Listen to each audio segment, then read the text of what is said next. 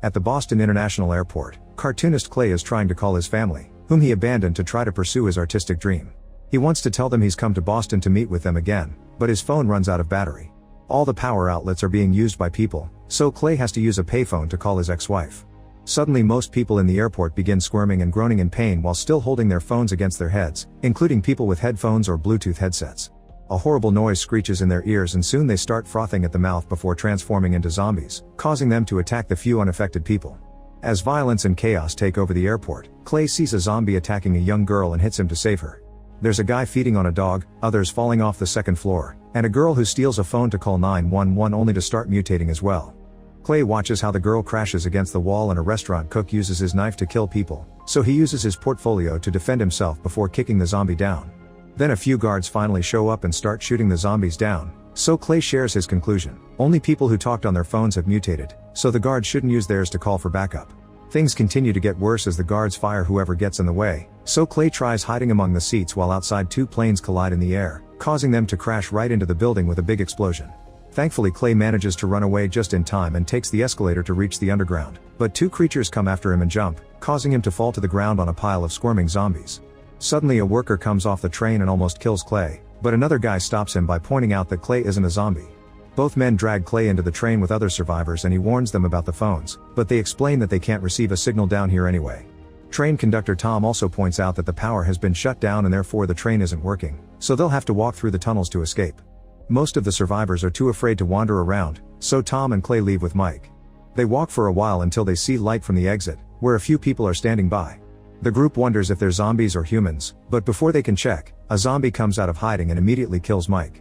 Clay immediately attacks the zombie and pushes him away, but the noise gets the attention of the zombies by the exit, who come after them. Then Tom finds some stairs, so he and Clay quickly start climbing up toward a manhole while kicking the zombies that try to grab their legs. A zombie almost manages to follow them out, but they work together to push him down and close the manhole, which they then block with a dumpster. Afterward they rush to Clay's home, where they find the door destroyed and the neighbors dead in the corridors. Once they reach Clay's apartment, Tom notices all of Clay's creepy art on the walls. The landline phone isn't working so Clay borrows Tom's to warn his family, but the reply comes back all scrambled. Tom tells him to put the phone in the freezer to make the battery last longer. Later in the evening, the duo is sharing a drink when they suddenly hear someone banging on the door. Clay carefully opens it to find Alice, the upstairs neighbor. There's a knife in her hand and she's covered in blood, but she doesn't appear to be a zombie so they let her in. Clearly scared, Alice asks them to close the blinds to avoid being seen and explains she had to kill her mother, which left her traumatized. Clay tells her to shower and lends her some clean clothes his ex-wife left behind. Then Clay announces that he'll go out to find his family, explaining he thinks they may be well because his wife was still talking to him normally when the attack happened, and his son never makes calls, he only texts. Both Tom and Alice agree to go with him, but first they'll take a few hours to rest. While Alice sleeps, Tom says this is probably a terrorist attack, but their chat is interrupted by Tom's phone suddenly ringing in the freezer. After taking a quick look, they decide to cancel the call and leave it there. In the morning, they look out the window and notice there are hundreds of zombies in the streets, which reminds Alice of a flock of birds. After grabbing some objects they can use as weapons, the trio leaves the apartment and immediately sees a crowd of zombies nearby. At that moment a couple passes by on a motorbike and the zombies quickly go after them, giving the trio a chance to escape unnoticed. While crossing the suburbs, they see a house with signs that indicate the owners have tons of guns. They decide to break in and are careful to look around, but they don't see anyone until Alice finds a bunch of bodies in the basement. The trio takes the opportunity to gather every gun they can find, but before they leave, Alice notices a young boy petting a dog on a swing in the backyard. Worried, they go to check on him, but as soon as they talk the boy turns around and snarls, proving he's a zombie. Tom immediately shoots him, only for a bunch of zombies to suddenly appear in the woods behind the house and begin running towards them. The trio opens fire, slowing down the zombies as they run away. The bullets aren't enough to stop the zombies from chasing them, so the trio keeps running through the woods, which causes many dumb zombies to crash into trees or trip on branches. But even with a broken leg, the zombies still keep moving. The trio tries to shoot them down again, but more zombies keep showing up, so the group runs to the lake and hides under a boat. When the zombies reach the lake too, they look at the sunset and open their mouths to emit a horrible screeching noise that sounds like a phone signal. Then they just walk away. The trio discusses what just happened and concludes the zombies are programmed to stop at sunset. Tom wonders how the zombies knew where they were so quickly and realizes that they learned their location when the boy saw them, meaning they share a hive mind. Afterward the group keeps traveling for an entire day.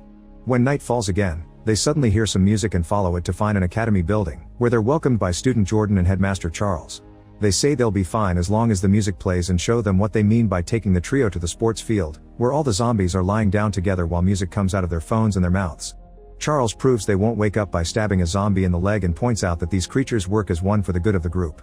He even calls it the next stage of human evolution, but he worries about the zombies possibly realizing they don't need to sleep. It's obvious that they need to kill all these zombies before they wake up, so Charles suggests spraying them with gasoline and burning them down while they're still asleep. Tom and Clay get into a truck and start to spray the gasoline all over the field of bodies, driving over them as if they were grass. Once the truck is out, Charles sets them on fire with a flaming arrow and the group watches the zombies burn, but a few start waking up so they have to shoot them down. At that moment the flames follow a trail of gasoline into the truck and cause it to explode, killing Charles in the process. Jordan has a breakdown and Clay has to comfort him. Sensing a feeling of rage coming from the burning bodies, the group decides to leave the academy. After wandering around for a while, they find an empty drive-in theater to hide in during the daylight. Tom prays for their future and the group goes to sleep, but Clay hears a weird noise coming from the bathroom. When he goes to check, he's shocked to find a zombified Raggedy Man getting busy with his ex-wife. At that moment Clay wakes up and realizes it was a nightmare, but by chatting with the others, they discover they all dreamed about the same guy. It's very strange because Raggedy Man is a character from Clay's comics. When night falls, the group goes out and finds a burning pile of mobile phones nearby. Suddenly Tom and Alice's phones ring, but they just add them to the pile. After walking for a few hours, they find a roadside bar with some graffiti that says Cashwalk no phone. Wondering if it means no phones, the group enters the bar and finds more survivors, who explain they're traveling to Cashwalk, a state park in Maine where supposedly there's no cell service. While everyone shares a drink, Tom asks Clay how his comic ends, but Clay never finished it. Sometime later while everyone is asleep, Sally is woken up by a strange noise. She goes to the door to make sure it's locked, but she's still curious and puts her ear on the door to listen to a weird signal-like noise.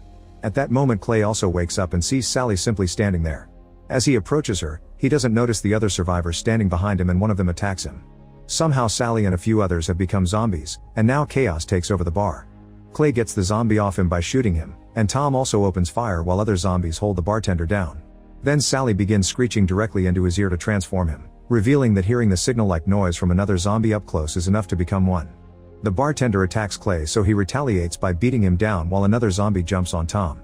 Alice quickly saves him with a few shots, and Sally uses the chance to hit her from behind with a bat. Tom immediately kills Sally, who was the last zombie standing, then the group rushes to cover a bleeding Alice with blankets. They take her outside so she can see the sunlight one last time, and Alice soon dies. After burying their friend, Tom, Clay, and Jordan keep on traveling, unaware that the Raggedy Man watches them from afar. A few hours later, they encounter a campsite with Ray and Denise, who claim to be zombie killers. They already tried Cashwalk, but it turns out the no-phone zone is a lie. The park used to be that way, but when they built a casino in the area last year, they also put up a cell phone tower. Ray and Denise have also had dreams of the Raggedy Man, and Ray thinks killing him will defeat all the zombies. The duo also reveals that they have captured Denise's zombified brother and use him as an alarm. He usually keeps quiet but starts acting up when other zombies are approaching. At that moment the brother starts moving and repeating "Are you coming home?" using the voice of Clay's son. When Clay removes the hood from his face, the zombie even says "Hi Dad" in the kid's voice, so Tom shoots him in the head before he can transmit their location to others. Afterward they all escape in Ray's ice cream truck, but after a few hours of driving, Ray stops the truck and goes into the forest. Clay follows him and hears Ray say that he's seeing the Raggedy Man everywhere, refusing to believe it may be a hallucination caused by his lack of sleep.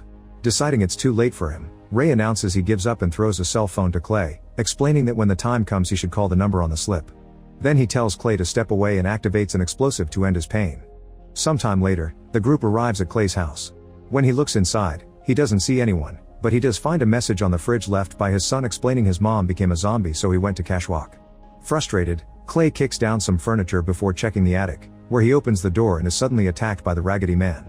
Clay struggles against the zombie's hits and can barely defend himself, but then Tom arrives and drags the creature away. The zombie starts attacking Tom instead, so Clay uses the chance to retaliate and begins beating the zombie up with a piece of wood. Soon Tom joins him and adds a few shots until the zombie is finally dead. When the zombie's hood falls, Clay is devastated to realize this isn't Raggedy Man, it's his ex-wife. Afterward Clay begins considering using Ray's phone and Tom checks the truck to discover that's packed with explosives, meaning the number on the slip activates them. Clay decides to go to Cashwalk even if it's too dangerous because he wants to find his kid, so he gives Tom, Denise, and Jordan the keys to his wife's car so they can leave for Canada. He also gives Jordan some spray paint, asking him to paint the group's initials on the side of the road every couple miles so he can reunite with them later. After saying goodbye to his friends, Clay drives off in the truck and doesn't stop even when he sees survivors asking for help by the road. Eventually he makes it to the phone tower in Kashwak and is shocked to see the thousands of zombies marching in a circle around it. Clay pushes through them with the truck and they don't even react, allowing him to reach the center of the circle and find the Raggedy Man. With no hesitation, Clay speeds up and hits him with the truck before coming out and shooting him until he has no bullets left. Suddenly Clay hears his son's voice echoing in the area and asking him to come home. A desperate Clay joins the crowd and begins beating down zombies, but it's impossible to find the kid among these many bodies. Eventually he falls and almost gets trampled on, so he has to crawl out of the crowd and back to the center. Giving up, Clay takes out Ray's phone and gets ready to activate the explosives, but at that moment his son appears in front of him. Clay immediately hugs him, yet the kid doesn't react, and now all the zombies including the Raggedy Man are opening their mouths to make the signal-like sound. The child soon joins them, so Clay hugs him again and finally sets the bombs off, causing a huge explosion that brings down the phone tower. Sometime later, Clay and his son are walking toward Canada while following the graffiti left by Jordan. However, this turns out to be a hallucination, and the real Clay is actually another zombie in the horde marching around the tower. Make sure to subscribe and turn on notifications so you can watch more videos like this. Thanks for watching.